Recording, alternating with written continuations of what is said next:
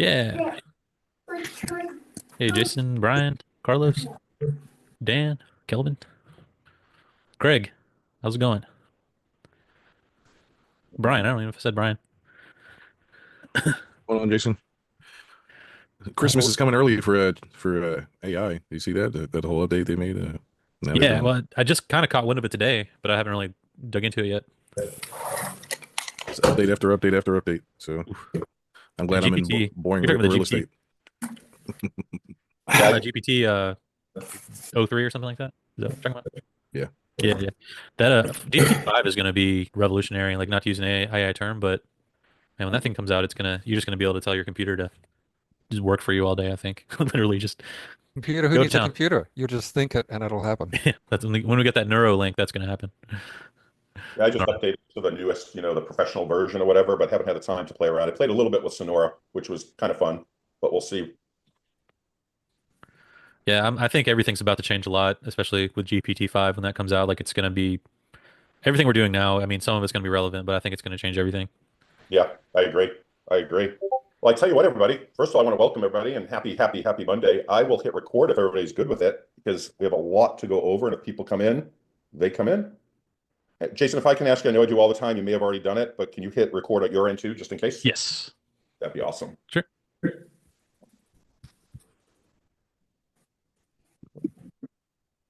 One or two more, and just give me a sec.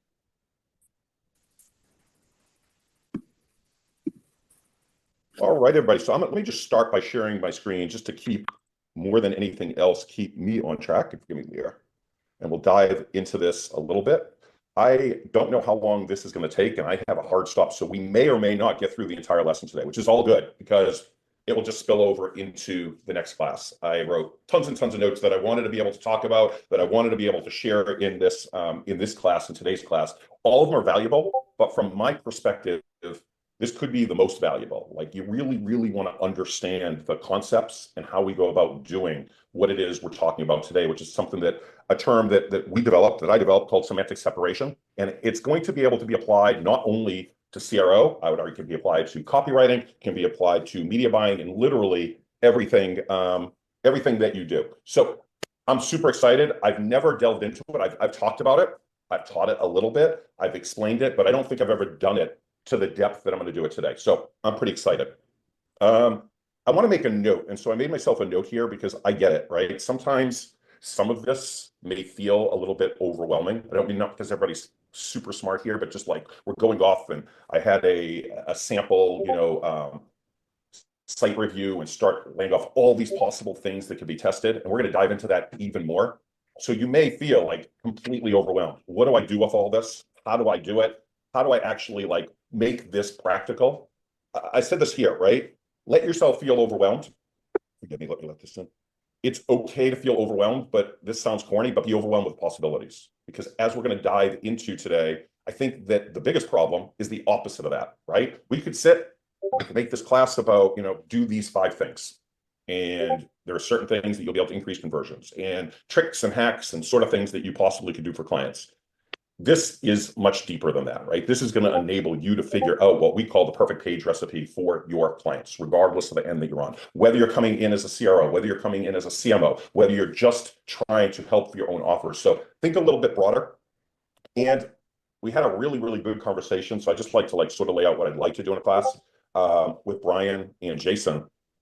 End of last week, I'm trying to lose the track of days, but that I thought would be very, very cool to share. And that sort of is going to lean into the CMO side. It came up naturally. We were just having a conversation. And so I'm going to kick off today's class with a conversation about that. Sorry, forgive me, by the way, if I look distracted, I'm just letting people in.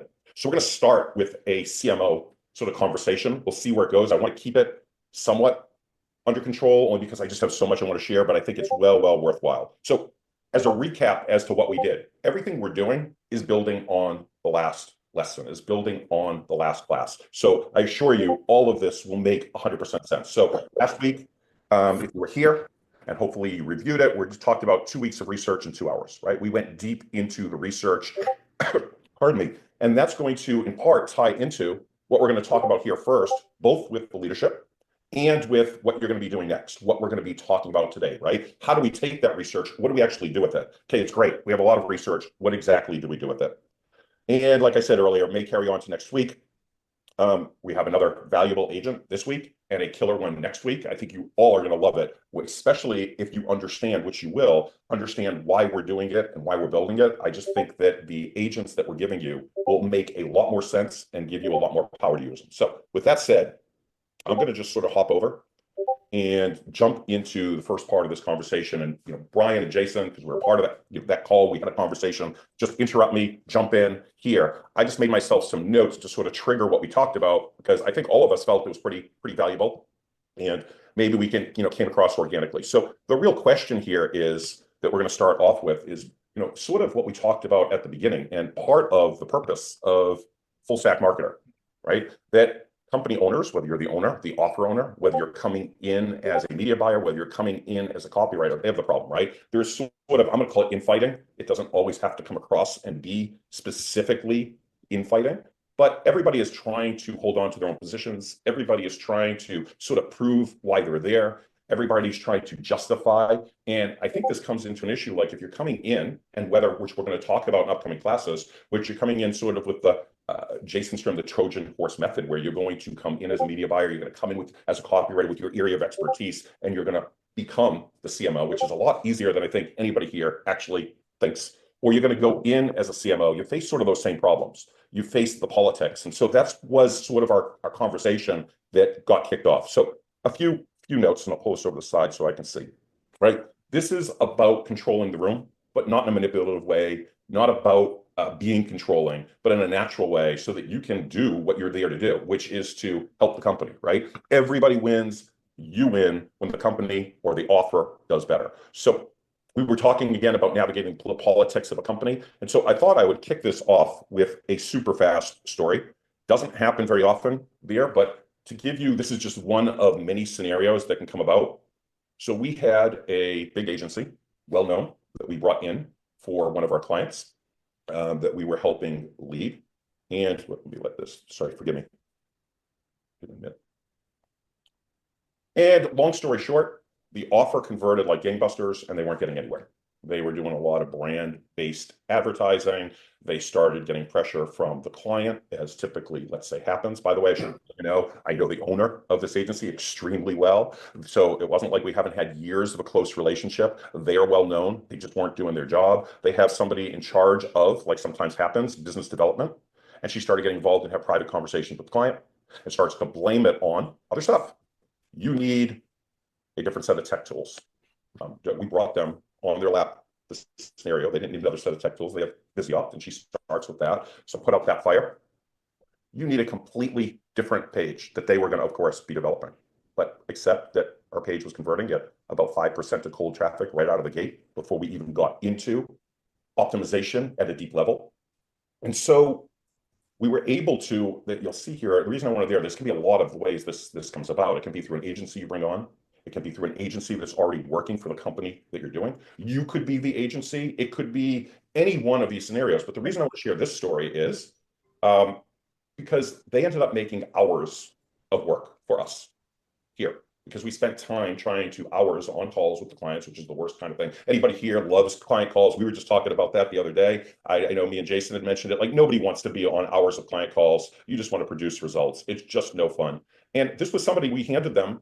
I think at the time there was a $25,000 a month client, and yet we got this sort of runaround. Now, were they trying to be rotten? Were they trying to steal the client? I don't know. I think more it's from a point of insecurity, and that they were not creating the results that they were supposed to create, and so they have to justify their position. In the same way, I would argue many times you're going to see this, sometimes more subtly, sometimes not. Within an organization. And so that's really what we're talking about dealing with. The end result of this particular story was they're no longer the agency, right? I'll talk about how you can navigate these sort of things, especially if you have the trust of the client. And you have the trust of the client because you have the skills. You have the trust of the client because some other things we're going to talk about right now. You have the trust of the client because you can produce results. So when you have, to me, this is not about manipulation at all. This is about, at its highest level, how do you earn that trust so that you are the true leader, if that's the word, right? How do you come across when typically, and this is a bad analogy, and so I'm not equating what any of us do to brain surgery, but you go to a brain surgeon and you're not questioning what he's doing or how he's doing it. So how do you build that sort of authority that makes your job easier? Otherwise, the job of a CMO, the job of a CRO, the job of whatever we're doing just becomes more difficult. So I don't need to delve into that too much, but I thought it would be worth bringing up and like sort of establishing one kind of scenario. I've seen this happen in organizations, right? The media buyers are saying, well, we're doing what we got to do. Look at all the traffic we're sending, but it's just not converting, right?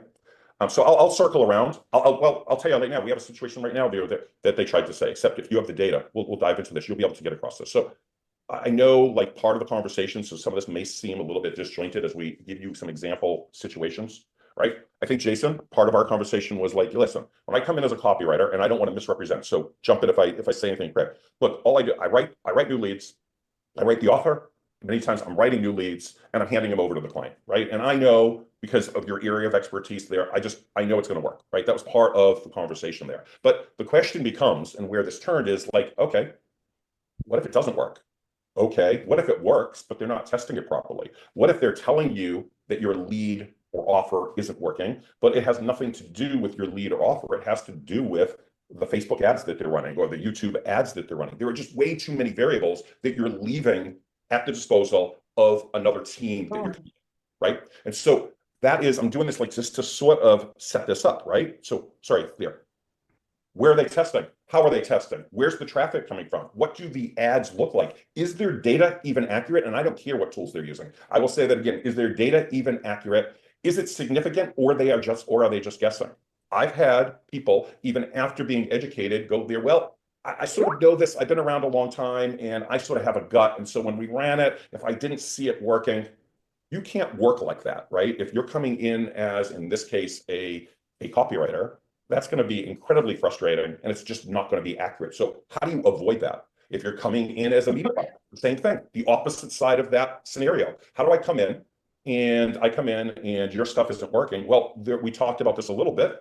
You can only pour so much. I think we give the example was rocket fuel in a boat with holes, right? You have to know and be able to show that's going on, or you look like or will be blamed by either the offer owner or other people on the team for not doing your job. And that's just painful, right? If you know, none of us want a 90-day agreement, right? A churn where you then have to bring on another client, right? When you're doing a test and told it's messing up ads, it's all BS, right? All of this, and I'm sure dozens of other scenarios come up. So I wanted to kick this up. The solution, by the way, is quite easy, right? And so I just made a little list of possible, I'll just go through, I probably covered most of this. They have previous CROs that did nothing. Example now, like I think I brought up, where they've had 3 to 5 people come on and basically not move the needle. You guys are going to be able to move the needle. Trust me, you'll be able to move the needle. But this is the experience that many offer owners are getting. And we've spoken with hundreds, if not more, media buyers. We've heard this before, and so I'm probably repeating it. I don't know what your experience is for the media buyers on this call, but I've been told over and over, we have to produce X amount of creative within 3 to 5 days after them coming on, because otherwise they don't think we're doing our job. Whether those are necessary or not, they're pumping out creative. Why? Because they're being perceived as a commodity, right? Like we talked about, because they've been burnt before, because they're viewing you as an expense. So all of this are people. The same side of coin can be people that are trying to protect their territory, whether it is intentional or not, whether they understand or not. They don't want to lose a client, right? Agencies, I gave an example, and this, if you're an agency, this isn't picking on anybody here, just to open up the conversation. It can be even worse. I gave you the example there. They are afraid that when you come on, that they're somehow going to lose their position. I'll tell you, usually you can put yourself, I know for a fact, you can put yourself in a position where you're dictating. And I don't mean you may not want to, as a CMO, become the agency, but there we are dictating, and we'll talk about this a little bit as we move on, the strategy, because we have great media buyers that just with horrible strategy, they know the numbers. So we'll talk about that a little bit. So you got copywriters, creative teams, all have a lot of data. A lot of the data is inaccurate. They're looking at it incorrectly. They're looking in the wrong places, and you do not have to be a data nerd to understand this. And we'll talk about this in there. I run a software company that's all based upon data. And I don't consider myself a data guy. I consider a creative guy. So there are easy ways. You don't have to be knee deep into Google Analytics to be able to understand and figure this out. All of this gets worse if a company is having issues. And this is something that we had in our private conversation, right? If they become even a little bit desperate, it's a bad place to be. if they've been slipping and not even desperate. I know either, feel free, Brian or Jason, to jump in, but the amount of people protecting their turf and the amount of issues and the amount of, let's say, desperation as to what they're grasping for, all becomes multiplied. Yeah, I agree with that. I would just say that is the name of the game, and this is where you have people pointing fingers, the media buyers pointing fingers at the copywriters pointing fingers at the media buyer, CROs pointing at the CMOs pointing at this person. And what I've heard from lots of CEOs and whatnot is they just wish a full stack marketer would come in and handle it all because they're tired of that. So I just want to make that point real quick. That's a little bit aside from what we're talking about, but they wish someone like us could come in and just be able to do it all. I mean, of course we can't do that, but we might be the ones overseeing it. But they're tired of this game because revenue can just be up and down. Like coming off Black Friday, revenue is going down a little bit right now because I mean Christmas is a little tough around here, but that can cost some infighting for what we're talking about here. For example, New Year's it should spike up again, just riding that wave of noise. But I've seen this over and over and over. Like people who are getting along will start eating each other basically when the numbers go down or they're bleeding cash. So it's important to be able to navigate it, and being right most of the time or more than they are, I think is important.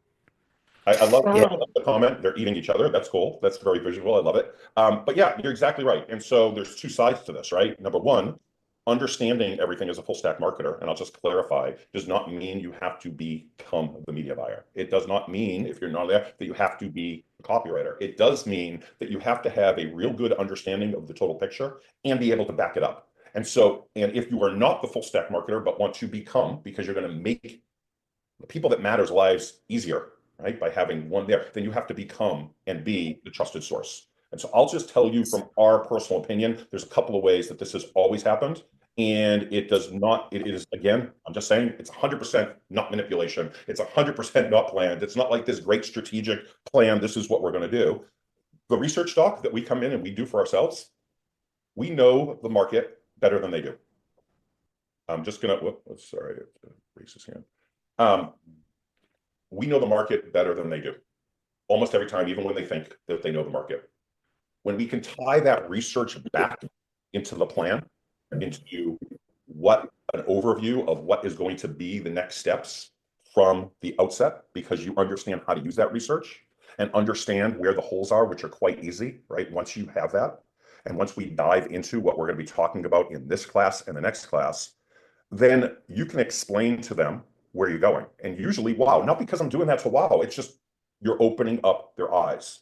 The other side of that is we usually approach this, and again, this is just naturally, we want a feedback loop. And I think everybody here should want a feedback loop. In our case, when we're doing, let's say, CRO, we want to see all the ads. We want to hear what the media buyers are saying. We want access to those ad accounts, right? We want to speak to the copywriters and see where they're coming from. We want to talk with customer service and support. We want to talk with their salespeople. And so just because we want to and we care about it and we think it's important because what we do is going to help the entire company, and then we talk about this in terms of we want your input, and also what we're doing over here is going to benefit you, you end up getting buy-in. You get buy-in because you're not excluding them, you're including them. You get buy-in because they realize, and I'm saying abroad, they understand that you understand what you're talking about. We get calls and questions and things from people that are doing media buying and say, hey, we are planning X. What do you think about this? Would you mind hopping on a quick call? And now you have buy-in, and this happens all the time. So really, the solution is really much easier than it sounds. I think that people come in and promise the world, come in sometimes as an outsider. And so I think if you come in just with good intentions, but real data that really means something, which ties again into the research, I think everything goes a lot easier. And so again, I just made some notes just here, right? Just to sum this up, and I want to go, there's another side of this, so I'll pause after this. There's just another side to this conversation that we had. But it's basically instant trust. Not because I'm trying to wow or impress, it just is. It's just, I'll use the example of the brain surgeon. If you know you are differentiating yourself, like we'll use the brain surgeon example. If you come in as a media buyer, you no longer look at as a commodity. Again, I'm just picking on media buyers right now or there, but you have to understand a big part of that is because you're coming in and there's some distrust, because most of the time there has been 2 or 3 or sometimes more media buyers that have already come in on the team. The same holds true for copywriters. The same thing holds true for all positions, right? The same thing holds true when we're even talking with people and they say, yeah, but I had 3 other CROs. This happens all the time. Like it's literally constant, right? And they did this, but we really didn't see the needle move. Well, that's tough from a selling position, and it's tough from a management position when you come in. It is horrible to come into any situation where, let's pick the media buyer, where they feel that, you have to create X amount of creative just to prove to them that you're doing something. So the stuff we're talking about enables you to position yourself differently. And so I think it really boils down to knowing your stuff, being the expert. That doesn't mean being pompous. It just means knowing your stuff. It means the opposite, actually, of, in my opinion, of being pompous. Value everyone else and make it clear on how, not just saying it, how you are adding to what they're doing, not subtracting. Let's pick them on a media buyer. If they have a media buying team and you're making clear that everything that we do over here in our tests is going to make your job over here running media easier, you are going to be able to scale faster. It sounds obvious. We're dealing many times with very bright people, but they miss that. So first part of it is that research doc, and I'll pause here in case you, Brian or Jason, you guys want to jump in. But first part of this is trust. And I just think it's really, really, letting somebody else say, really important and really quite easy, but it's a discussion that came up and comes up over and over again. Do you, Brian, or anybody have anything? Yeah, Scott, like, so I've come from the background as a copywriter and have been asked, many times to, beat the control, and it's been insanely frustrating to do as a copywriter, because they'll say to you, hey, write a new sales page. So you write a new sales page, but then they have the media buyer writing the ads. Then they come back and say, hey, your test failed. And I'm saying, well, the test is failing because the ads are completely, incongruent to the sales copy that I wrote. And then it's like, they won't give you the data on why it failed. Like, how are they making the decisions? And then even then on the ad side, if you're writing ads, you could be working with a media buyer, and the media buyer is turning ads off here and there. And you're like, why are they turning these ads off? Like, these are looking good. So it's, if you're looking at this as a job where you get a retainer fee and a client pays a retainer, you're kind of in that survival mode where you just want to keep the retainer going. But like, what we're all here to do is, like, we want to drive revenue forward so we can get a share of that. And a lot of times I have found it frustrating because. Well, you still with us, Brian? You froze for a minute. I'd have to. Well, Brian, you're freezing up a bit. All right. When he comes back on, point taken, and that's what I was going to talk about. We'll talk about in a second, data and being able to get that data and prove that data. Sorry, Brian, you had, I see your back. You froze up for a bit. Where did I could? All right. I'm not there because it's a little there. Jason, did you want to? Yeah. Scott, I was wondering if I could ask a question. And feel free to say you'll cover it later, because I don't want to put us on a tangent. But Brian mentioned something: the ads aren't congruent to the sales copy, etc. And this is actually a something I've been trying to run through in my own testing, which is we're testing headlines that are problem state, meaning like why X, Y, and Z, versus solution state, meaning how X, how to, whatever. The problem is we realized that while one set of headlines might do better with our current set of ads that are controls and work, there are ads that could take them from problem state to solution state, and there are ads that could just keep them in problem state. And depending on that, the headlines that work might change. So how do you account for that in your testing without driving yourself insane? Yeah, well, we'll dive. That's a really good question. I really like it. And I'll give my brief answer off the top of my head now, and I think we should circle back to it. So I'm going to take the broader sense of things. There's a general consensus, or thought, I shouldn't say consensus, that people feel that the ads have to be 100% congruent with the landing page. And so somebody at the very beginning, we're spouting best practices, will typically say, if I'm talking exactly about Blue Widget with a picture of Blue Widget, I'm going to put a Blue Widget headline here with a picture of that. And I'll let you know that when you're testing, that is not at all what we typically see. So the first broader picture is you do not have to be 100% congruent. I'll get to you. You brought up a very specific point, right? The second thing that we, as a broad stroke idea, is that you want to be able to bring into your world, right, the proper people. So when you're talking about what kind of people we want to bring in, that sort of comes in problem state, solution state, et cetera. But you want as broad a net as possible, the way I look at it, and the ad to pre-qualify the click. So as long as the ad is pre-qualifying the click, you can make alterations between, let's say, problem state, solution state, et cetera, and have the offer convert. We also try to go as broad as possible when we're talking about levels of sophistication and awareness on the landing page. So this doesn't always hold true, but the broader you can go, right? From on that thing from solution aware, product aware, solution aware to up to closer to unaware, although most of us in today's day, you won't be completely unaware, the better it's going to convert in general. So I find that on the landing page, typically a big mistake is that it's trying to go too narrow, that the headline is trying to hit on too far down the level of awareness. But if you go broader, it typically will address the problems of people who are more unaware or just problem aware to solution and can bring them through. So I think there are two different jobs there. So I don't worry about that honestly too much. What I try to do is, if you are testing, it's sort of a left to right in the books, sort of accounting books that are there, meaning if you're getting qualified clicks, then I try to improve them. And what you're saying there could in fact affect. So if you believe that what you're doing in your ads is now switching completely, it's just a complete left turn, then you can retest and run those both sets of headlines and see if they affect, right? Ultimately, it's a test is the same traffic during the same time period coming from the same pool and try to convert. So I think the short answer, without me tying myself in knots here, is try to make the landing page convert to the broadest audience possible.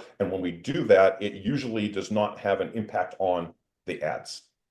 They're usually immaterial. And again, you can get yourself away and freedom from trying to be 100% congruent. And I understand the thought process there, and it does make sense. I try to test on the landing page to go, again, as broad as you can to be able to accomplish as much as you can, including have broken rules, meaning as far as that goes. So I hope that was helpful with what that said. I hope that answered that. I'd love to mention what Brian, by the way, is Brian still on or did we lose him? Sorry, guys, my connection is in and out here at the moment. Okay, I just want to make sure I don't lose you. So Brian was talking about data.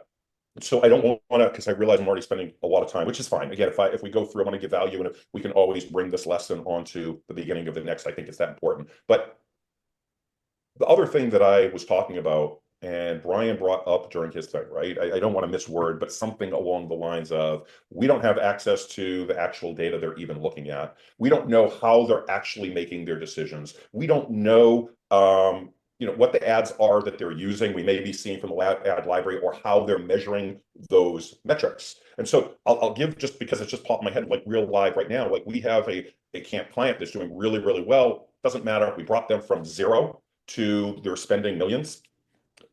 We separated out a separate campaign. This detail doesn't matter, but it was for a specific purpose. So this is almost like starting somewhat new. And when we see why it's not working, we see a similar type of thing.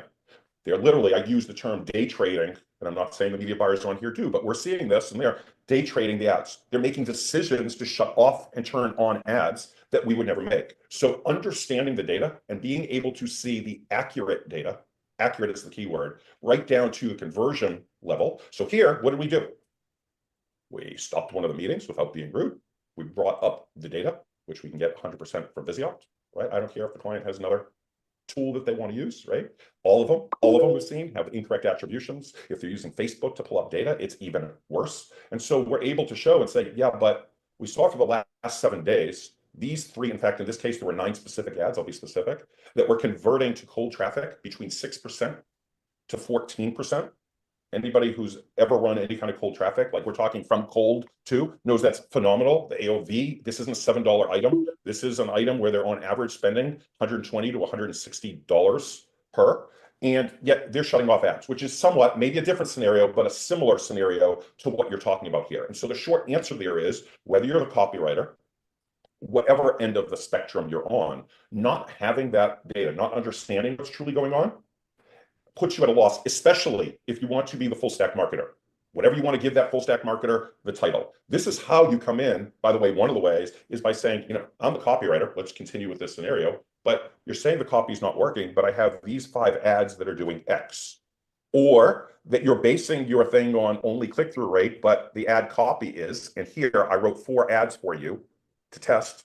And let's run this isolated and make sure it gets enough traffic as examples of where you can come in and actually show what's going on. And actually, like we talked about before, understand how it's affecting the entire funnel. Because we do see things, right? We see, I talked about this probably on last class or one of them, where they're throwing a ton of different creatives. And they're literally all over the place. And so it's just, you're not getting anywhere, even though the volume and they're spending I don't want to quote, but they're spending, I think they're spending north of like $15,000-$20,000 a day. They want to spend a lot more. But what you're seeing is these ups and downs because there's just so much traffic. So you don't have to be an expert even in media buying to be able to say, well, the one that we saw winning for the last 7 days, 8 days, now all of a sudden dropped off the map. Why?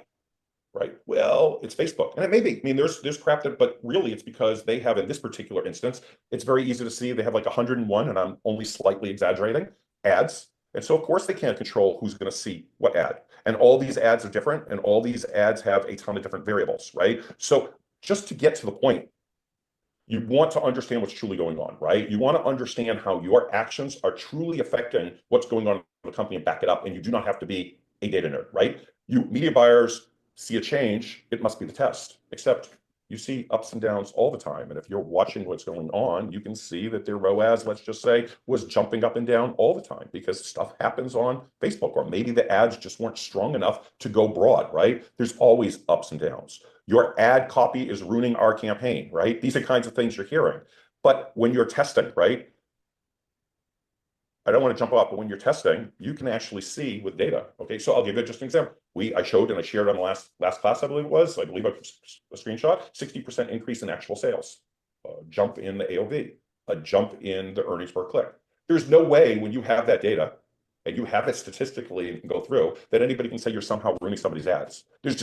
It's basic math. If you're offer, the same thing holds if you're writing new copy or whatever you're doing. We can talk about how to approach that. So I believe that the second half of it is understanding the actual numbers, right? Are they turning off good ads? We just talked about this. Too many ads. Is there no testing of ads? Are they testing it in the wrong way? I explained, and I'll share, by the way, it will probably be in the next class of the year. I'll share exactly just a document that we were forced to write up at the client's request for the agency, because no matter how many times we told them to isolate that they're just doing, when they're doing tests, it's like this idea completely versus that idea. Let's take the thing you were talking about, Brian, say the ads aren't congruent. It would be like, okay, well, I'm showing you some smoke when you run ads that are related to, or here's these 5 ads. Why are you now testing this with completely different concepts instead of taking my concept and making it better, breaking down that ad, right? So there's no structure to the testing or have a ton of creatives. And these are agencies. I'm sure there are media buyers on the say, yeah, but that isn't how we do. Well, I'm just telling you what we see happen all the time. And this isn't about picking on a particular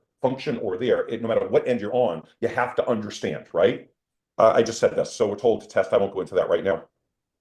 One thing I think that will be really helpful, and is going to go beyond what we're talking about here on the CRO side, on the improving conversion side of things, is you can use some of these same methodologies and our approach to breaking down pages into breaking down ads. And it is extremely powerful. And when you understand the principles of what is testing and what isn't testing, like we've somewhat talked about, and apply that to ads, it can be very, very powerful. Because most people just don't understand what is a true test and what isn't a true test, right? We talked a little bit about something called a cluster test. We'll get back there, right? There's understanding the journey. I've mentioned this, but I thought this was appropriate for our conversation, right? CPAs, I'm just giving random. We can dive into other people's examples. This is just the importance of data. So we're looking at, if you want to be the full stack marketer, and you're looking, and if you can see the entire customer journey, and this is exactly what it was 5 clicks to get a sale.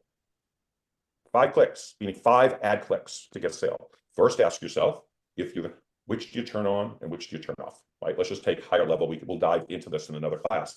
You have this, if you are using certain tools, if you are using Facebook, you have a little tiny window into really what's going on for attribution. But first of all, Facebook can create its own sort of, and I'm picking on Facebook, but it holds true with a lot of funnel. So in this case, which do you turn on and turn off? And because they were turning on and turning off based upon what they could see, seeing the ups and downs, had nothing to do with the Facebook algorithm. The second part of that is an indication that people have to make their own decisions. When you see multiple there, it means you're not convincing them.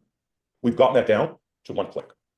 I mean, 1 ad, sale, right? If you can't do that, then you're at the mercy of Facebook. And I'm picking on Facebook, but it could be anything, right? In this case, we can get into the exact thing. It was more direct response style ads, still within compliance, not over the top. It was about working on and increasing conversions the way we've been talking about, and will continue, and improving conversions on that page. It was also about, if your people they set up at our request a huge engagement campaign, right? Meaning it was very, very cheap for the client, and it was also helping shrink. So understanding the numbers helps you make recommendations. It's not only about me versus them, but just as a thing. Hey, do you know this is going on? Because most of the time they don't. We talked about turning on and off, right?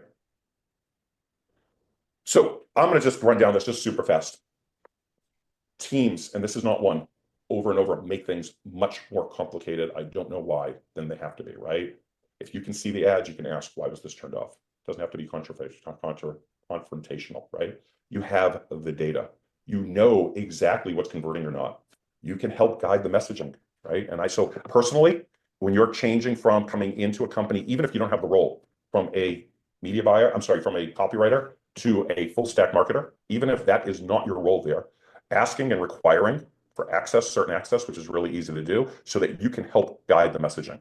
Because how important would be, in your case there, to deal with the owner or whoever's in charge and be able to say, look, I know you didn't hire me for X, but here's 5 ads that I'd really like you to test. Let me help there because your ads right now are incongruent, so we're not getting to the right data, and here's why. Now you're giving them, right? You're giving them extra stuff to make your stuff work. You're building value. We can guide in the ad testing process, and most of the time there'll be complete buy-in when you understand why. So I just wanted, I'm going to, all of this, by the way, becomes really much more important with percentage deals, and it becomes important all the time. But I think that if we just, and forgive me if this for anybody went on a little bit too long, but from a CMO side, from a full stack marketer side, I think it's important to understand, like, not everything is roses, but it can be when you understand. If I had to sum this up, how you approach when you start from the beginning, even if you're not coming in as a full stack, quote unquote, from their point of view, full stack marketer, how you come in, how you include everybody, how you have that backup research, on the other side having the actual data to back it up. Was that helpful for anybody? Cool. All right. I'm going to now jump right in to what is a really important subject, in my opinion, and something that we use all the time, and that builds on everything I think that we're going to be doing. And I think to understand this, it's important to at least have an overview or understanding as to what mistakes people are actually making, right? When we're talking about testing and approaching CRO and approaching optimization. And I've mentioned this before, and some of you may have heard me talk about it.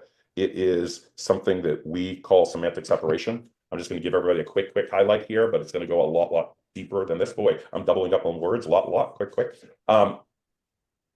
If you come in and you test, and many times it's thrown, you have on a page a picture of a man, you're going to get a completely different emotional response on the page by a picture of a woman versus a picture of an older man versus the picture of a younger man versus an older woman, a younger woman, older man and woman together, a younger man and woman. All these are different, right? When we're creating these scenarios, you're going to get a different, we're going to dive into this really deep, from a headline that is enjoy, then a fear-based headline, then a authority-based headline, then a testimonial-based headline, right? All of these are going to produce vastly different reactions, vastly different emotional triggers and conversions. So even if you feel you've hit the nail on the head, that's one of the reasons, this is the reason why we're able to take copy that's converting, copy that, or offers where people feel, and I put in quotes, feel it's fully optimized, stuff where they've done testing and get increases over and over again between 30 to 400% in a single test, right? And all of this at its base, when we bring this back to CRO, all of it's about improving what you're supplying, what you're doing, what the client is doing. We will, again, this particular class, I'm going to dive deep into semantic separation and how to do it. So you're going to have a broad understanding. There'll be some bots that will help you. In the next class, we'll put this all in a framework. So again, going back to what I said at the beginning, it's okay to be overwhelmed, but I want you to be overwhelmed by the possibilities. So let's just dive in to the three main. There's a lot more, but 3 that I thought were important. The first is that most people I've ever come across, and they have a very, very limited view of what actually can be tested. If you look at what people are testing, they're going and they're throwing out and they're testing a different lead. They're testing a couple of different headlines, and they're saying, and I may be simplifying, but not really, they're saying, well, we tested, and so this doesn't work, or this works, but now we need a new offer, now we need a new lead. And it very rarely, it sometimes is, but very rarely is that. So let's just sort of go through this. This is not limited. These are, by the way, mainly my notes, so forgive me. I don't want this to be about me just like, I'm not trying to read, I just want to keep you guys there. Everyone we've approached, we've talked with hundreds of CRO firms and CROs, and they all have a limited view. Avid testers, people that consider themselves testing. They're limiting what they're testing, and offer owners, right? So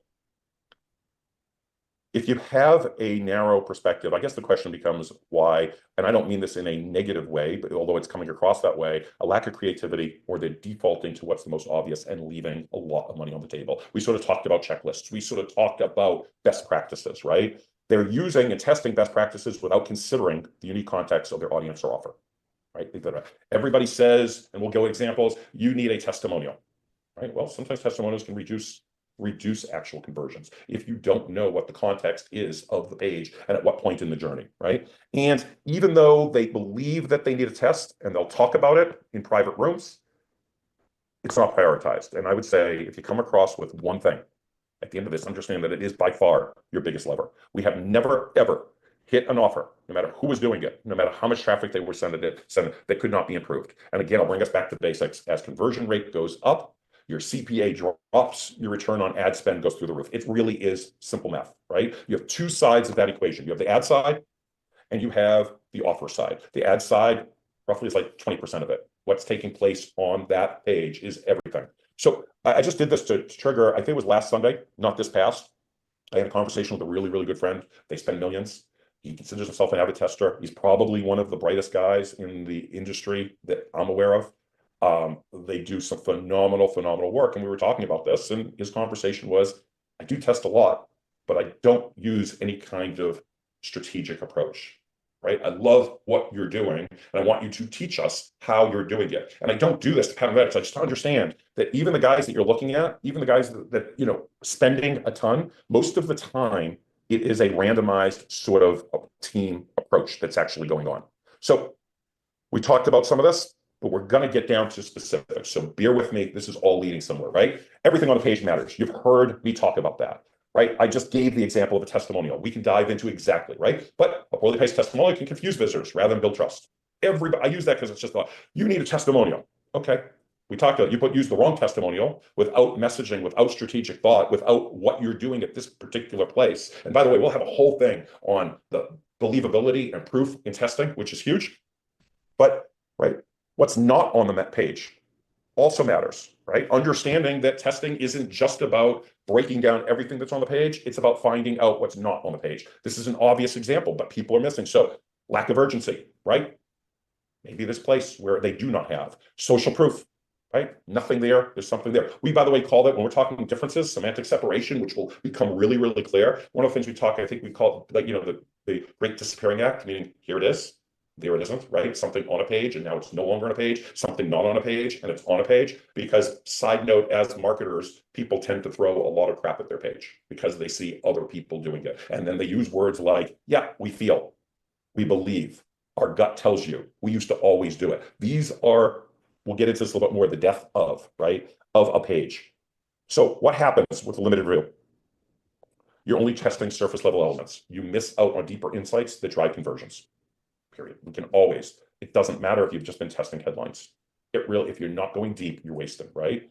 If you do random testing, you're wasting a lot of time and money on minor inconclusive results and saying, you know what, I just can't get this to work. Testing is moving the needle a little bit, but really not. You prioritize your time elsewhere, right? You stagnate. And we like to see, I'll just say this, and I know it sounds self-serving, but I think it's important for everybody here to understand, is that there is so much competition coming on board. If you are not moving ahead, even for an offer that's working, if you are not moving ahead, if you're not testing to move ahead, if you're not doing Kaizen, you're falling behind. Your offer will not work at some point. Or you know, your costs will increase. There's only one way to offset that, right? That is through testing, but you're not going to get there by testing the same type of headlines. And I would argue even randomly, it's a lot tougher to start throwing a bunch of other stuff at the wall and say my offer isn't working anymore. Maybe situational, right? So talk about this. You should always be talking about discovering and optimizing. We've talked about no checklists, no surface level elements, right? So this is a complete and total mind shift in how you may have been taught for testing, right? Testing isn't about picking a few of the items. That was limited during the Claude Hopkins days, but he first was brilliant enough to come up with the idea that, you know, look at what, I forget what he had said as far as his percentage, but we've seen whatever, so I'll make this up, a 60% increase probably was more of a headline only.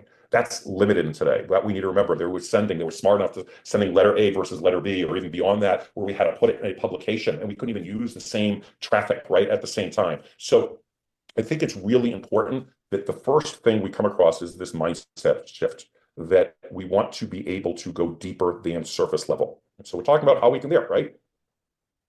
We can take through semantic separation radically different approaches, right? We will learn, everybody here, and I think it becomes fun. Different emotions, different psychological triggers. I'm going to today like go through an example, right? These categories, different audience perspectives. Everything that we talked about in the research and more, we're going to be able to break out. And when you start to realize what the pieces of the puzzle really are, I hope you start getting excited, right? So I don't know, we don't have to go into that specific. I'd rather go that in a moment.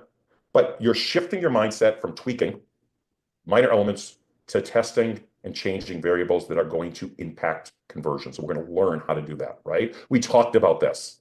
Focused on fear. Are you prepared for a sudden emergency? By the way, this is just thrown in as an example, right? Verse 1, focused on hope, the simple way to stay safe and confident, right? Those are gonna, let's not argue like what kind of headline they are or piece or caption or other piece, but they are going to evoke a completely different emotional response. I'll just add aside here. The rule could be, we know fear-based headlines work better, right? And I'm probably have this somewhere else in there. We understand that's the rule. People respond to fear. Did you ever ask yourself, though, if you're doing that, what kind of back-end customer that creates? I'm not answering that. I'm not saying that there is a specific, but you want to be aware of that. You can get more front-end conversions, but what quality customer are you getting? These are the type of questions that we want to start asking ourselves as we're going forward, right? So semantic separation is going to reveal what's missing, right? It's going to be able to help you identify items that aren't on a page, right? Urgency, social proof, FAQ will create, there's a framework for this, right? It's going to help you identify gaps. These gaps are going to be able to be applied to your ads. Routinely, what we see happening on a landing page can be and should be fed back from ads. Routinely, what we see here can be handled by your customer support, right? It's like finding that perfect page recipe where your ideal customer sees it, pulls out their credit card, puts it in, and they're voting with their pocketbooks, their wallets, their credit cards. There's no better, right? We can talk, this is a discussion for a different time, about observation. We can talk about heat maps. We can talk about recordings. We can talk about what people say in a mastermind. We can talk about, like, if you're listening to Google Analytics, but none of it really matters. The only thing that matters is when you put this in front of the same traffic at the same time period, your ideal audience, where the traffic is coming from, what do they pull out, right? So I'm not going to go through because they are. So problem number one, just to illustrate here what we're going to resolve. And I really, really believe understanding the problems helps you understand the solution and where we're going with this. But there's a limited view of what can be tested. That's number one. I think they come across here and we come out with, which we're going to show you, hundreds of possibilities. First of all, if you want to do this for a client, if you're doing it for a client, you will absolutely not run out of things that you can test. You're going to have most likely opposite feeling by the end of today. Where do I get started? Which we'll answer on the next call. But when you understand and get humbled by, we don't know. Even if we've done the research, we do not know, like how much room, right? We don't know, even if we have an eye when writing copy and we're dimensionalizing something, we don't know if that's the one that's truly going to resonate the best or not. We just, is it good enough? Well, then they scale, and then they have possibly some of these ups and downs. So first, number one, a limited view on what can be tested. We talked about this, right? I personally hate this. Hate may be a strong word, but I do. I hate people pushing out the big bag of tricks. It's why this feels, it will not. Between the bots we're going to give you, the agents we're going to give you, between understanding this and the frameworks, it's all going to make sense, right? But it feels easier for somebody to give me a checklist or a bag of tricks. I don't know if I mentioned this. Well, it may be here. It doesn't matter. And I'm not picking on anybody, and this isn't revealing. I'm just saying fact. I happen to know personally big e-commerce, right? And I think I'll just say this super fast. They were, teaching and doing a lot of optimization. They were guided mainly by Shopify. It doesn't really matter what their platform was. They had a series, by the way, from them. They'll tell you the same thing I'm telling you, and I'm not real, that they had X number of tricks, if you want to call, that would automatically store increased conversions until they stopped, until it was just partly built in this case by Shopify. They were getting a percentage of a number of e-commerce businesses and went down the tubes. I just think it's important that from my understanding in mind that I've seen, there's no such thing as a bag of tricks. There's no such thing as best practices. There is, how do you apply it? If we go into a room and we're in a room with super smart people and they say, I did X, this should be a way, what we're talking about here, a way for you to think about that, to think about that messaging in context, to think about all the different ways that we can apply that. Because here's what typically happens, and I know this is like general, you get here, super smart guy, super smart company, and we've done X, Y, and Z, and it's bounced our conversions, and we're there. And so what do? You go and you try to apply it. It didn't work for me. No, it may work phenomenally. You're just not taking it into context and breaking it down as we're going to learn here into all its pieces to figure out the right way, the right place, the right format to be able to utilize that in your situation. So let's just run down this super fast. So we talked about this, right? This mistake is relying on pre-existing generic testing and other recycled sources. That happens. That never happens, right, in the marketing industry, right? It never happens. We don't see people telling us what works out there in public. Well, it's mostly, again, past best practices, lots of reasons why it won't. Lean on safe strategies to avoid risk, lack of time or creativity or priorities. We've discussed that. All of these bag of tricks, all of this has diminishing returns over time. And the reason is they fail to address the unique nuance of your audience, offer, or page messaging, right? We talk about this. I know I've talked about this with Jason a lot, and they are just in the context of copy, right? What worked for copy, if certain words worked for copy, and I don't want to misstate you've said, so you can jump in, but if certain words work, they lose their effectiveness, right? I think that holds true with techniques and words. It definitely is a huge reason why generic AI just isn't going to work, and it's so obvious. Like everybody can sort of smell what's going on, right? I had listened to, this is completely out of left field, but this phenomenal mentalist, I'll have to get the name, I'll post it in the group. It was awesome, like awesome, because he made clear, like nothing he's doing a trick, he's just reading people. But he was talking about in one part, the idea that, you know, they asked, well, when you're early on in your shows and you're not going to get things right, do you ever panic? And like he said, people can, sort of the way he worded it, like sort of smell panic. Like the minute you can't stay, like he equated himself to a sniper, and how a sniper like has to keep his heart rate down in the whole bit, and he has to do the same thing because the audience, in his case, will smell that he's trying. Now, I don't mean the word smell, I'm using that, you know, figuratively, but understand. I think the same thing happens with words, with techniques, with images, with copy. People don't come out and say overtly, that's not why it's working or I am not buying, but there's a reason. I, by the way, am not picking because I know these things work and convert. So this is not to say something doesn't, but you know, I think I picked on this before, the old way, the new way. I know it works and I know it converts, and that's phenomenal, and he shares phenomenal stuff. But if it hasn't already in certain markets, I would bet, and this isn't based upon data, that will lose its effectiveness in that same format. Yeah. I think it's kind of like a desensitization to words and almost like banner ad blindness. It's the same sort of idea. But yeah, so certain words and phrases may be used and they may pull in a lot of sales at the time they're being used, but people will get less sensitized to them. They'll become desensitized to those words or phrases, for example, in copywriting. Or if you're just pounding home the same strategy over and over, and it becomes something they can identify, like through email or through. So I'm saying it's universal. Like everything Scott's saying, I think I agree with, and it all has to do with just becoming desensitized to marketing tactics and strategies, words, phrases, images, techniques. So sometimes I think it's helpful to even go back to like, what were the guys doing in the 60s? Maybe I could borrow some of that. What were they doing 10 years ago that stopped working because people became desensitized to them, to these methods and whatnot, that you could bring back because now they're not, you know, they're now feeling a potential like emotional reaction to it these days. Because like let's say there was, you know, there's a lot of words and phrases that have worked and didn't work over the years, but they lose emotional impact over time as people read them. And that's why when you see generic AI copy, and you know, maybe when AI first came out, it was like actually working, even the, you know, revolutionary and like you know, here's the kicker and all this kind of stuff. But you see it over and over and over, and you just start rolling your eyes until they fall out of your face and land on your keyboard. You know, like at this point, like I'm sure everybody feels that way about generic AI words, for example. So I just want to say things that worked in the past can come back, but the reason why they stopped working was usually because of some sort of desensitization. I love it. I love it. And so that just makes the point perfectly, right? But we don't have to. So when we're talking about this broad term that I'm clear, semantic separation, just to tie that back in, we're talking about by understanding your customer, your prospect, the prospect's language, by understanding how to structure your tests, whether it's a headline, a subheadline, an image, or anything that is on the page and off the page, you break free from that. Because in that same exact way where a word, words, phrases, techniques, the same thing holds true here. What we're talking about here is the bag of tricks, right? We're talking about in this particular problem is the checklists. Also could be classified in here is the idea of funnel hacking, right? Which is, again, nothing there. It can be brilliant, but the problem is that for the exact same reasons, number one, you don't know how they're doing. I know this goes a lot. You don't know what they're actually doing or what's really working, what not working, and why it's working, but for the same exact reasons. So if anybody goes, it sounds attractive, right? It's like part of our mentality, like to give you an easy way, like it'd be fun. We could come through and I could say, listen, here's 10 things, here's 20 things. Let's dive into why they work.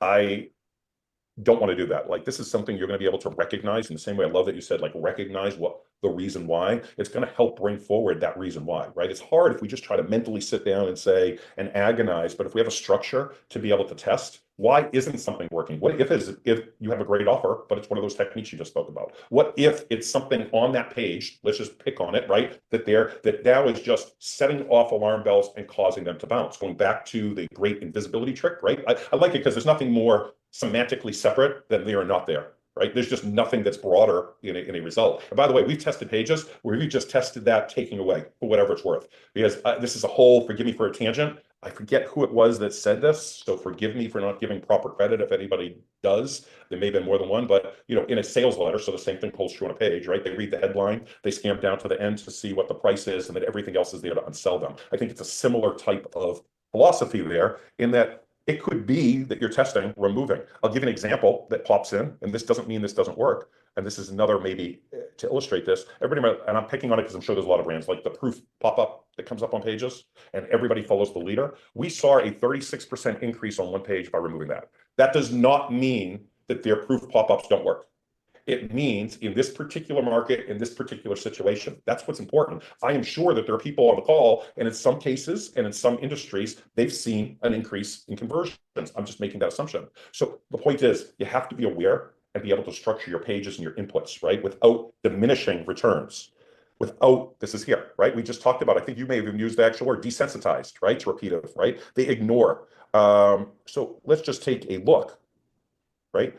Just here. Best practices, checklist, copying other funnels, taking advice at face value. I think I went over this, right? Rather than testing it.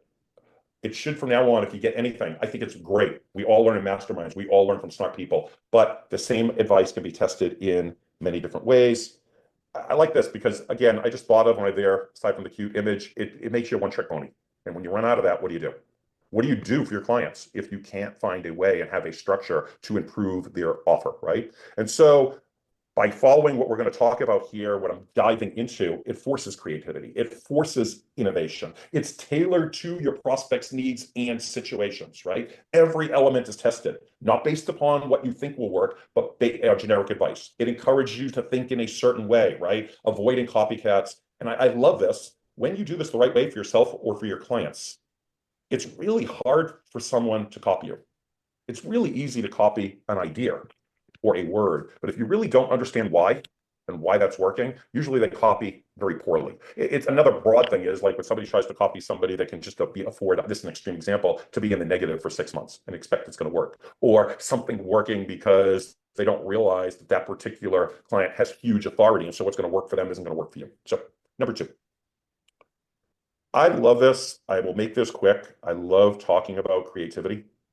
And I have a couple of things here. I've used this before, right? And this isn't picking on copywriters, it's just all of us, how we typically work. The idea here is, and I've done this before with A-list copywriters, if you ask a copywriter to write 10 headlines, usually they'll get 10 very, very similar headlines. Different headlines, they will produce different margin, but they're hitting the same emotional buttons. And there's a reason for that, right? All of us have cognitive biases. We're going to learn how to use this, by the way, in actual testing and semantic separation. But if we are in a market and we understand that market, and you will hear people talk about this, I get this market. I've been in this market. Well, what they're doing is they're going to rely on preconceived notions, right? They're going to, all of us, go back to their own personal preferences rather than be data-driven, rather than to go back to the drawing line, right? What we think is work will not resonate potentially with the audience, even in the same market. Right? The goal of the testing is to discover what's truly driving conversions. And your offer and my offer may be similar, but they are different. And how we're approaching that and who we're sending that information to. I have a client now who has been around for a long time. And no matter how many times I show them and we get them increases in here, he likes to say, but my gut tells me. You got to run from that. Like the one thing you learn is your gut means literally nothing. Okay, great. Let's test it along. But is it really necessary? My gut tells me. The test just started, right? Or is there, or we don't have enough data. Yeah, but based upon my past experience, that looks like it's going to win. Well, he doesn't know what ever won, and he's made a lot of money over the years. But the truth of the matter is, all of this holds true under the idea of biases that we have, right? Testers focus on ideas they believe are going to work, right? I brought this up before, so forgive me for this exact same, insisting that fear-based headlines work. Because in the past, without considering an audience mindset, I get people will show me, right? And say, listen, whenever I run a fear-based headline, if I can run it compliantly, it's going to produce. Is it? Sometimes in some markets, in some ad networks, under some circumstances, you produce a much, much higher quality customer by leaning into the positive than you do the negative, despite what we all know about human behavior, right? I mentioned this before. Make convert what kind of back-end customer, right? We talked about that, so I just there. I thought you'd get a kick out of this. So we have a different, different client.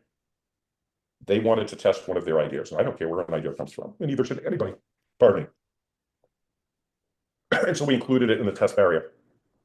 And he, even after seeing a win, even after going through all the details, but I see that looks, it still is beating the control by a little bit. That means that there was good stuff in there. Like people are holding on to their own gut feelings of what they think will work so bad that he's not even taking the win and just taking the money. That's Kaizen. I mean, it's shocking, but it's not shocking. Like you start to see this all the time. You start to understand, and a lot of us have been into some big companies and some people that maybe we're really impressed with, and you realize how many holes they really have. I'll say, when you come out of this, and I know people have worked with really, really big, there's no reason for anybody to ever be intimidated because there are a ton of holes. What we think they're doing perfectly, they're not. We all work and have been privileged to work and meet very, very smart people, but your gut never means anything. And that's why when I even give a review and I go through and I say, listen, I talk definitively, but that doesn't mean what I mean. I mean, test this, right? So anchoring bias, they'll rely heavily on the first idea or test result. Listen, we talk about this before, right? Keeping testimonials, because I know, and I hear this, by the way, the same exact, we used to always do here. We did it this way. It always got us a bump. Well, you just can't even see the forest through the trees, right, anymore. And that's why the purpose of this structure, why I'm diving into it so deeply, is because you have to get rid of all of this. So they're not, right? Making decisions on what's available. Remember it. I don't have to go through all of this. We talked about proof pop-ups. So I wanted to get into the meat of this. But if you do this, again, testing can boring, repetitive, right? Continually tweaking minor elements. Now, I know this may be an extreme, button colors or whatever. The problem is, this is what I see, why they have such CRO even on team or whatever it may be, and they're constantly seeing very, very small swings. If you really want to know, in addition to, there is a tech part to it with Visioc, but you can do this regardless of what tool you're using. How, when we show those case studies, we're getting such large swings. It's because we're testing much, much broader, much bigger ideas, but that are still congruent. Right? We're getting away from best practices. We go through a process of breaking down that page and then taking that based upon real research and testing all the availability, right? I've talked about this, so I threw this in. Thinking it's a page style. I think, and I'm not picking on, so we don't even have to dive into this, but I think, Brian has a client like this, and I think we had talked about this just off the cuff one time. And the idea here is, this is like the thought process. So I just went there. It's like, well, you know what? I think it's because they're using this style page instead of this style page. And so the tendency is to jump around when it's almost always the messaging. Yeah, absolutely. Can the style page make a difference? Yep, 100%.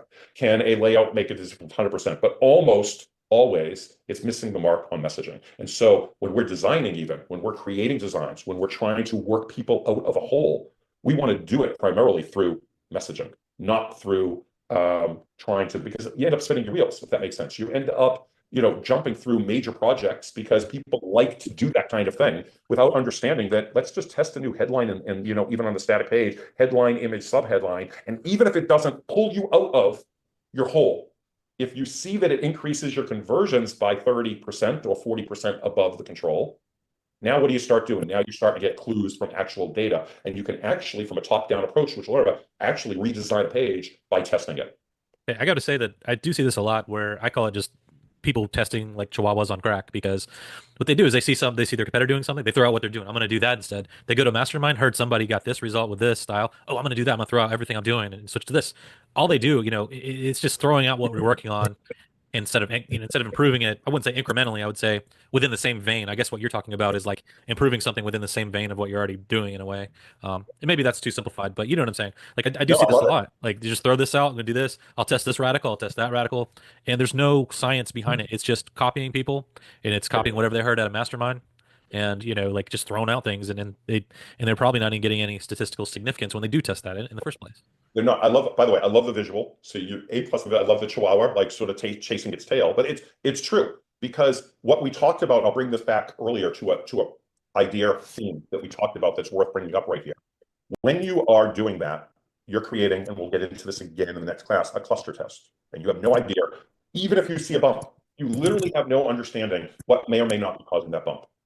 Have zero. If you don't do these things methodically, you will tie yourself into a knot many times. Sometimes you'll get lucky. They may get lucky, they may get a bump. Most of the time, they're spinning like this, and then they need somebody to come in to unwind them. Because as we all know, they'll put on the gas if they're just barely profitable or maybe profitable, but if they don't know really what they're doing or why, they'll start to get themselves into a hole. So I love that. You're exactly right. They're jumping. They'll go by committee. I saw this and we're going to make these 5 changes because we have a feeling, we know.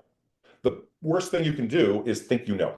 I really, really, really, really believe that. You have to have, great, we got these minds. This is really good ideas. Let's test it. Let's put this in a structure so we can figure out truly what's working and what's not working. What I like about what you're talking about is that I don't see any kind of systematic approach to testing. It's always gut feeling, or I think this is going to work, or the CMO or whoever thinks is this going to work, or that going to work. But there's literally no system to it. It's like I'm going to throw this out and test this instead. I see this guy doing this, I'm going to test this. Or even if they're just trying to bump up what they're already working on, like rarely, instead of just throwing it all out. Yeah, they're jumping around. So and they're going with their gut, and that's a powerful emotion because a lot of that has to do with like social benefits and whatnot, and branding and feeling like a certain way, which people will sacrifice revenue for that feeling. So that's something to think about. Yeah, I love that. What you just said there is 100% true. Even if they don't mean to, and we're talking very, very bright people, the last sentence I'm just going to repeat. They will sacrifice revenue to be right. I know this isn't exactly, but just from a week ago that I just told you about, they literally still don't want to just take the win, jump up and down. 60% to a business in actual sales is huge. They want to look for reasons why they can be right. Like that's the same psychology that is creating, and or like it's good enough. It's my gut. And then they want to know or blame the copywriter, the media buyer, or everything for why they are in their mess. I won't ever reveal the name, but we got a call out of blue from a really decent sized company where everybody is bailing ship. And the reason they're bailing ship is they did this to themselves. Like they have a really, really good product. They're in a really, really big market. The people they had around them were really good, but eventually you do this enough, competition gets tougher, you're going to swirl down the drain. So I love that. You know what it's like, I would say real quick, is I would say it's sort of like hitting the reset button because they're just everything they're doing, they're trying to just hit the reset button. In terms of even bringing other people in, they're like, okay, we'll just throw that out and we'll hit the reset button. So you do that enough, and it's just a giant mess. I mean, you don't get anything statistically significant, anything. You don't move in that direction. It's randomized, and you would be surprised at how many. And I'm sure people who are not surprised about it because lots of big names on here. But how many underperforming people there are at even like 8-figure companies? Like most of them are underperforming and just don't really know what they're doing. And I try not to be like mean to people or anything like that, or be cutthroat, but it's just the fact. If you go in with a systematic approach, I think you can come in and you could be the rainmaker, and you could be the guy that the CEO really, or the gal who the CEO really wants to promote or work with or have you oversee more and more. You get that, you get away from that feast or famine mentality. You get away from sort of this adrenaline junkie type of business where they're seeing peaks and huge valleys, and some people tend to thrive on it and or don't know better because the hard work, and I don't consider it too hard. I think this is actually easier, but in their mind, the hard work is tougher to do. It's that fear of missing out. It's that shiny object. It's just without direction that we see, even in companies that you believe should have direction, that are creating issues for themselves. Ones that are even making like 8 figures. There are people on these teams who are actually just dragging down the company while other people are holding it up. So I mean, it's funny when you get up, in these organizations and you see what's really going on. Yeah, 100%. So just so people know where I'm going to go with this, because I do have a hard stop at one. We can cover a lot of things. I'm going to go as far as I can, but I don't want anybody to be frustrated with where we live off. I really believe that the lesson here that we're going through, the understanding of the why, will make the rest of it make 100% more sense. So where I'm going to transition to now is just to give you a better definition of semantic separation and give an example of it live, so everybody understands where we're going to go with this. So let me just dive in, right? Just a little bit definition, right? So I'm going to just read this because say it probably more eloquently than I did. Semantic separation is a methodology I developed for creating test inputs that are intentional and dramatically different from one another. This ensures that every variation in a test explores distinct aspects of customer behavior, preferences, or psychology, right? It's a structure. It's a methodology that you can apply to just about everything that you are doing, right? Why it matters, real quick. A/B testing typically focuses on small incremental changes. That's why most people don't do it. That's why most people get themselves in trouble. We mentioned this before. If I am testing even headline 1 versus headline 2, and I see a small increase, let's make this up, 7%. I'm going to be in that test for an awful long time. If I'm impatient, which a lot of them are, then I'm going to go and get with a gut feeling and put that out into the world. And I may or may not see an increase, or I may worse, like we talked about previously in previous classes, actually hurt my AOV or my overall aspects. It's why people don't test as much as they should. That's the overall purpose, right? It is going to push you to test big ideas, uncover insights, right, about what really is truly driving conversions. And we talked about this, right? We'll talk about a way, and you guys can apply this to whatever technology you want to use. We will tie back. We do manufacture software, right? But you can do all of this at the same time. You can, it's not just about testing headline 1 versus headline 2, although you can utilize this. It's not about testing ad 1 or ad 2, although you can absolutely utilize this framework and see results, right? It's not just about that. It will also enable you to get down to the finer tuning things, right? I'll talk about that in a little bit. It's about creating meaningful impacts. I just want to push this along, right? This is part where, yeah, it's just, I apologize. So I just wanted to show you that the test that I showed you last week, and just because it's new, it was applied there. Like, I don't know if anybody realizes, but it's statistical significance. And this has nothing to do with me patting myself on the back or anything like that, because everybody in this class could do it, right? To see a 60% increase in actual sales, it ran for 8 days. It's statistically significant. There were over 5,000 different uniques or eyeballs. There's 151 conversions on this test. To do that for somebody is, using an AI term, game changer, right? It really makes a difference to the bottom line. So I have a couple of quick, bad probably metaphors, but I'm going to use them anyways, right? Just to like bring this home. My son fishes. So it's like, you know, if you're traditional fishing and you do it in the same part of the lake because you like the lake and hoping to catch a bigger or better fish, right? Semantic separation is like going to 2 completely different ponds, right? To be able to test in shallow water versus deep water versus murky water and find where those big fish are. Our goal here, all of our goal, is to discover which of these ponds holds the most opportunity, right? I like to talk about this when I test the forest trees and leaves, right? When most people are doing traditional testing, if they're even doing it in a way that is organized at all, sometimes it's just, you know, the pile of leaves that you jumped in because it's down here in Florida, so we don't see this that often anymore. But I did grow up in the Northeast, the big pile of leaves that you jumped in, it's just a mangled mess and they go everywhere. But most people, if they're doing testing right, they're testing the individual leaves. You're so focused on the tiny details that you can't see the forest through the trees. What we're doing with semantic separation is really taking a step back and trying to make sure we're first in the right forest. Are we even in the right forest? Now, we're going to talk about how to get continual improvement. We will talk about how to take that down to the individual leaves, from the forest through the trees to the individual leaves, where you can keep fine tuning. I've mentioned many of our clients have been with us for 2 or 3 years on the same offer. You can get continual improvement, but it does require a structure, right? So it's why, and I told you this, so I'm talking fast because I really want to get to some stuff today that I think will bring this all home, or at least start to bring this all home. The reason we go through consultants, CRO specialists, and they don't move the needle, and we come in and on our first test are able to do 32%. I use that number because it's a lower number. We many times see higher able in the first test, is because we're able to have a structure and see these big swings. It's a combination of taking what we talked about in research, understanding that market, and applying it using semantic separation. So I know I spent a little bit of time. If I were anybody there, I just hope everybody sees the value. And I am going to share another document, and I will give everybody a copy of what I am going to share. So we'll just look at this. Allow me to just reshare my screen. If I can find it here, we'll be good. Let's see here. I think we got that. All right. I want to make clear, just because occasionally there's some confusion. What I'm going to show you here isn't the end all that we're all going to learn. What I'm showing you here isn't something that you have to copy. I'll give you this document. Absolutely.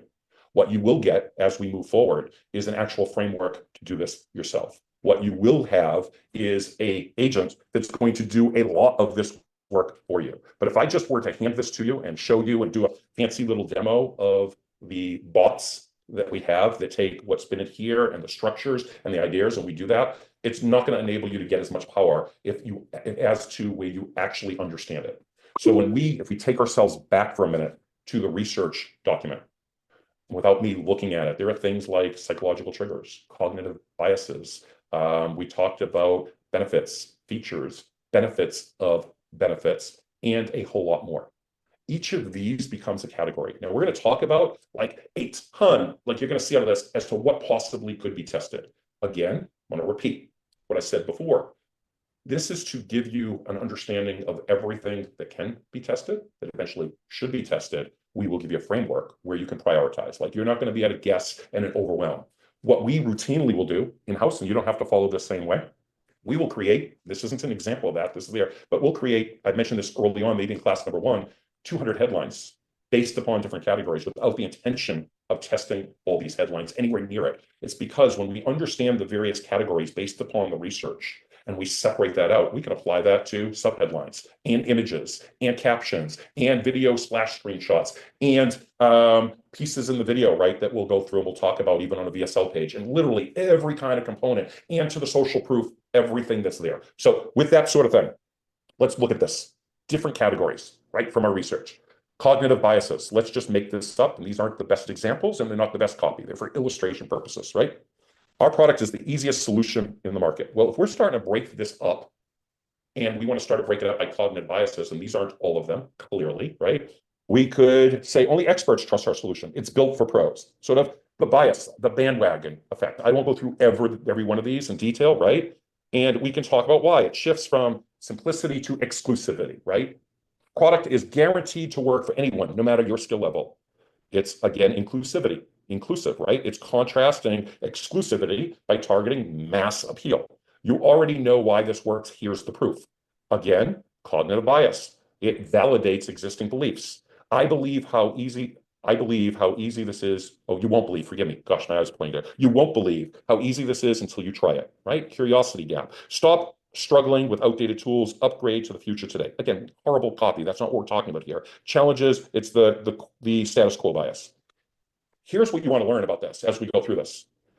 Each of these, for a same thought, is a different way to approach it using different cognitive biases. We can get a lot more sophisticated. We can get a lot better with our copy, but each of these utilized in a different way, I can guarantee you, as a word, a phrase, a sentence, is going to get you a different reaction from your audience, right? We go through psychological triggers, right? Control. Act now to claim your exclusive discount. Right? We are aware of some of these, but this is just illustrative. Only 5 spots left, don't miss out. We're using scarcity.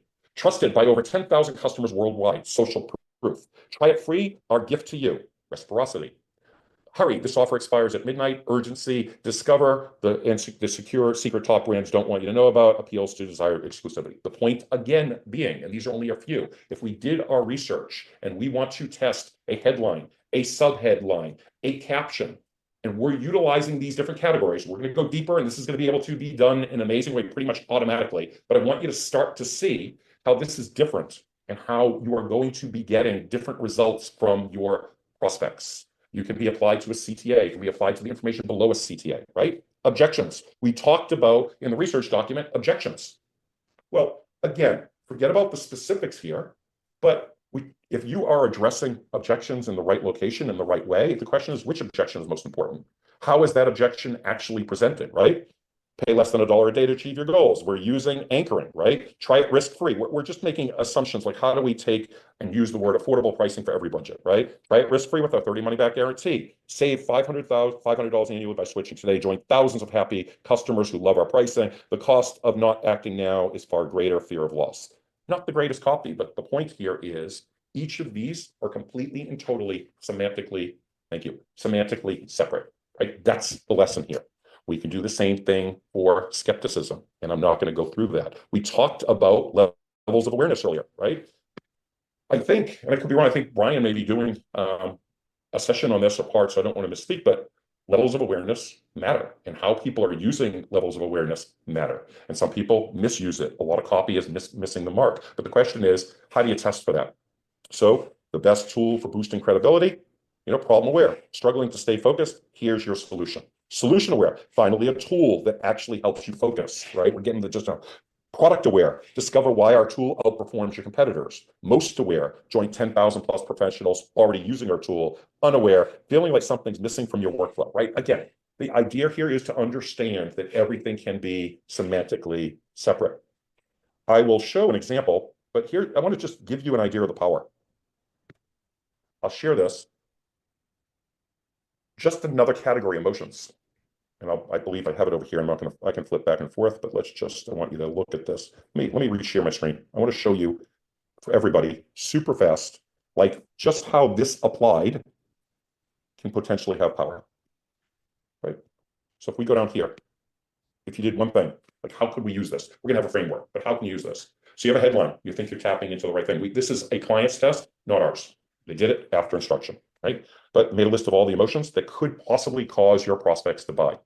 By the way, the research bot that we gave you will do that for you, right? So in this test, it identified 9 prominent emotions. And everybody talks about the one core, there are 9, right? And here were the emotions. Doesn't matter for now. This is about just illustrating the power. Empathy, urgency, scarcity, social proof, fear, authority, commitment, value, halo effect, right? They wrote a different headline for each. I want to let you know you can write 10 headlines for each. That's just how much testing is a possibility. But here's the results. They got a 67% increase in actual conversions just from taking one category. They took a headline that they thought was the winner. They wrote headlines around different emotions. Very, very similar, just slightly tapping into, well, but they're semantically different emotions. Just like, again, how to and fear. And so we could take, by the way, let me just illustrate this a little bit more. Forgive me as I look around my my thing to find my page here again. Let's just remember, everything we're talking about, as you will see, can be mixed and matched. So imagine you tie into an emotion, and then you create a how-to headline versus a testimonial headline versus a credibility or social proof based headline. You're going to further get additional oops, forgive me, I'll keep doing the same thing. I apologize, guys. I want to find the document. So the goal here, and I hope this is helpful, is to understand you'll have this. We did the same thing with emotions. You can do the same things with logic, right? We can make the thing. Is it appealing to logic? Some products are. Sometimes you want to balance, but there are different ways to approach logic and break it down. Towards or away language, value propositions that we've talked about previously, benefits, which I'm going to talk about in a minute now. There are different benefits and different ways to present these benefits. Desires, proof, which we will have a ton on. You can learn, you'll be able to apply. If the goal here, and then we can mix and match. So the first thing I wanted to make clear, and the reason I wanted to give this document, and I hope it helps, is that I want to start to bring to life the idea that if you think of everything in categories, and you won't have to think up these categories, give them to you, you can expand upon them. But if you think of the world and the page, not only the page in parts, but in categories that can be there, we're going to get a very, very different result by leaning into one cognitive bias versus another. We are going to get a very different result by leaning into one emotion versus another. We are going to get a different result by leaning into a how-to headline versus a why headline versus a testimonial headline. And if you understand this, the goal of today's, let's just understand how much, like people are, how can I come up with thousands sometimes of different testable variables? We'll talk about how to utilize these, but I think it's freeing to understand what we don't know. Because even if you are the best copywriter in the world and you are making some of these decisions intuitively, there's still a ton of room to move, right? We come up with something that we believe based upon our experience moves. If we can get outside our own heads, which is a term I use all the time, I think it's going to be very, very effective. I want to share just really quick, and then out there, because I want this in class. I love, if you ever heard of Bazan, I believe he spells it Buzzan. He's the inventor of the mind map. There's a couple of cool YouTube videos I've seen. He invented the mind map. He did a lot of research on creativity. I'm going to give you rough things that I could be wrong about the specifics because I don't have this in front of me, but I just think it's sort of eye-opening and brings this to a little bit of an understanding as to why this is important. One of the studies they did, among many, is to show that in our traditional school system, that something like, and again, don't quote me on this, but like by 5th grade, like 80% of the creativity is, when they measure creativity, is knocked out of students. Right? And yet, when they study what is the keys to success, creativity is the #1 skill.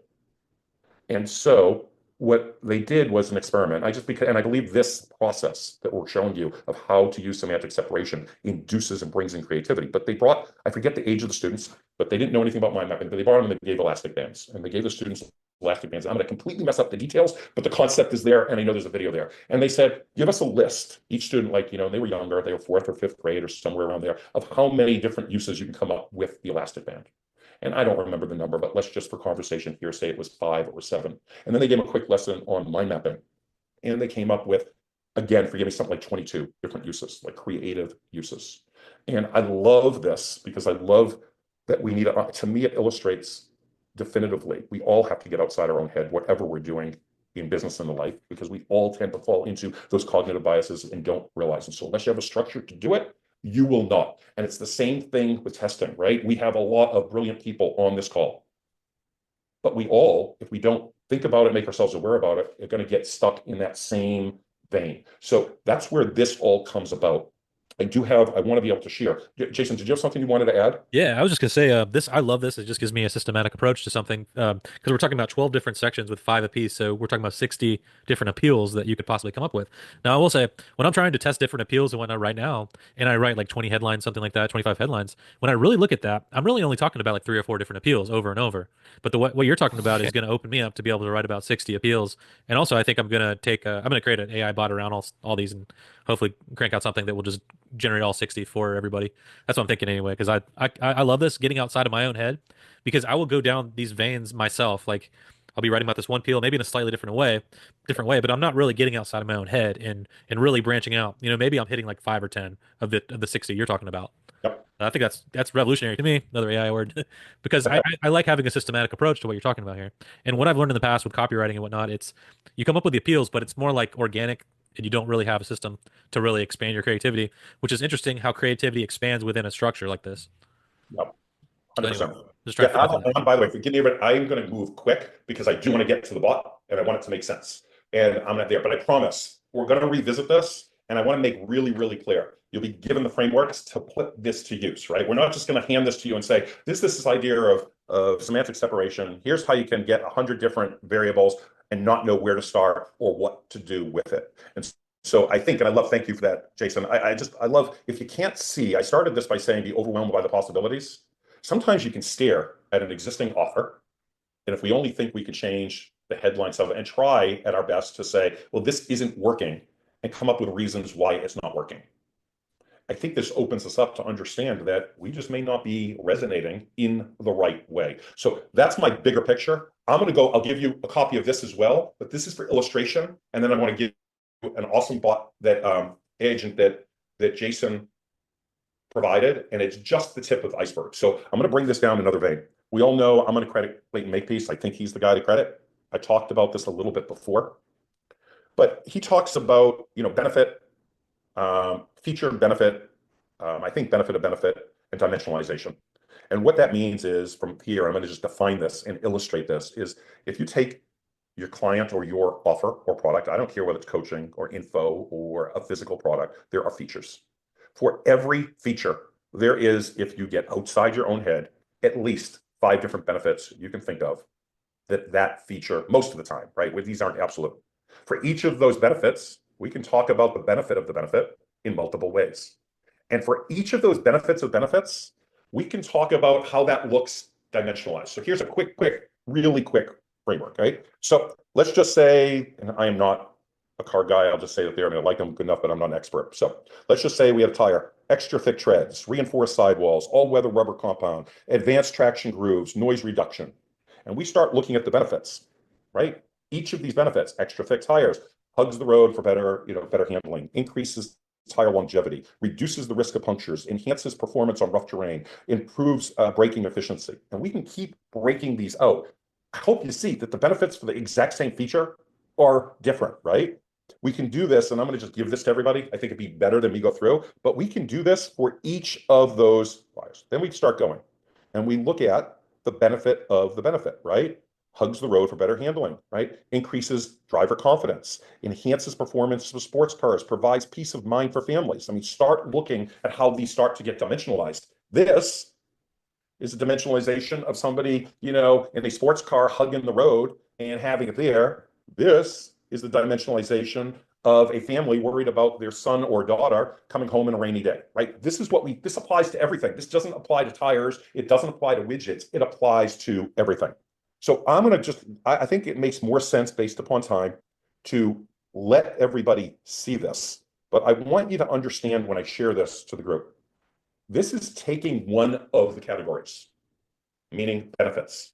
If you went through an exercise on any page you had, identified all the benefits and went through this exercise, you have a lot of stuff that will move the needle. I like to say on pages, we always see like the really like the lead being buried, like many times, and I'm talking e-commerce, coaching, etc. They'll have something way down on the page that like just is what's going to absolutely resonate. You have to realize they are making many times wrong decisions. When I say they, we're talking all of the companies because they're coming in with certain assumptions or copying.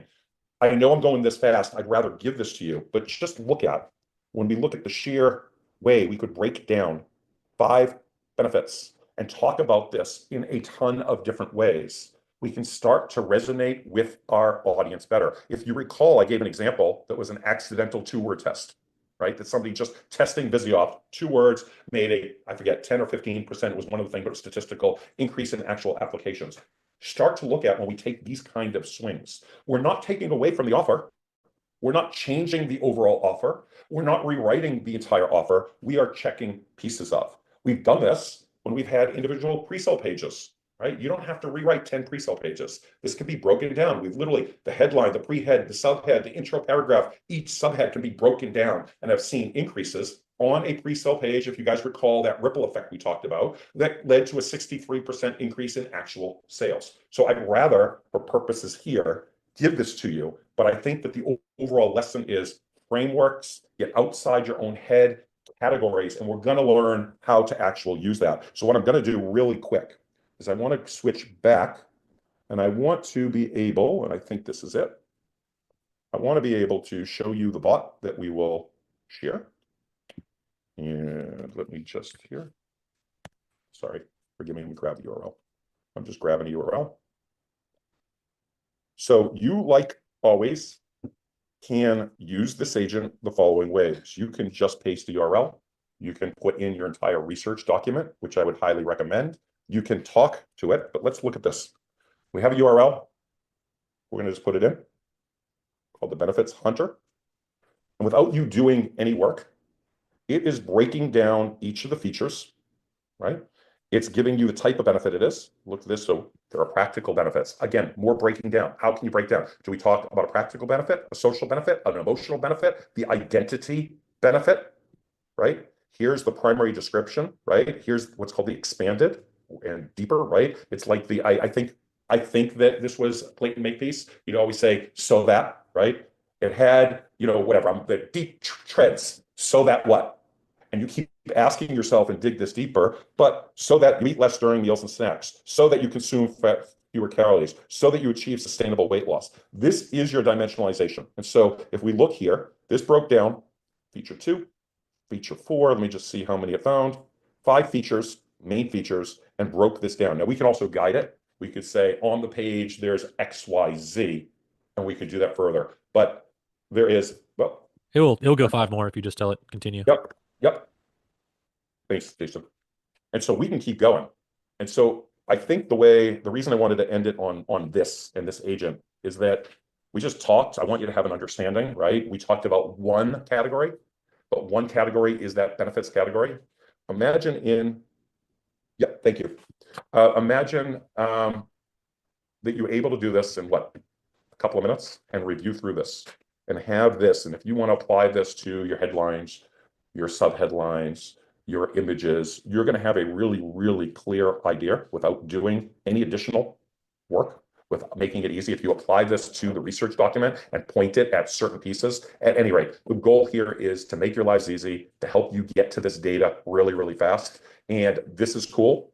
And I want to tell you, if you think this is cool, I really, really think you're going to love what takes place and what we share in the next class, where we start to bring this all together, give you frameworks and a testing bot that will enable you to analyze a page from beginning to end and come up with these semantically separate headlines, subheadlines, images, etc., automatically.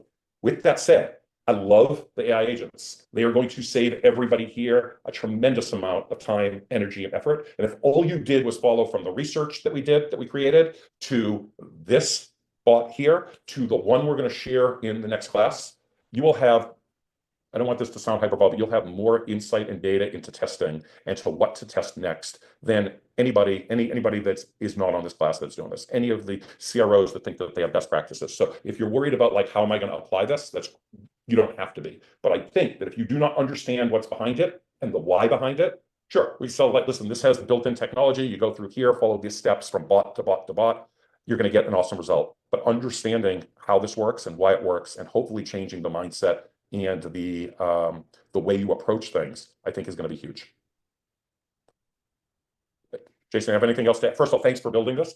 Yeah, It's awesome. yeah. I love what you showed too, because I'm gonna build some more that will give us even more options to test. Because I'm excited about having it for myself.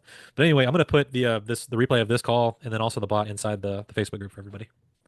And I'll just end this like here, that if you have any insights that came from the class, because out of conversations is leading some things that maybe I didn't think about. If you have any aha moments, if you think as to how you may use this, you're going to learn even more as to really how to apply it. I would love to hear it. Just, feed it into the group. Anybody, hopefully you're getting a lot out of this, but I really, really am excited to share how we bring this all together in the next class. Awesome. Anything else to share? Brian, you, Jason, anything else? I think we're good. I know, a lot of people are kind of in holiday mode and there's a shortage of people on here, but I think we should just go ahead and end it so that people can get back to family stuff if that's what you're doing, or working your half day today or whatever it may be. I wish everybody on that note, happy Hanukkah, Merry Christmas, happy holidays, and just hope everybody has a great one. Thanks, everyone. Thanks, everybody.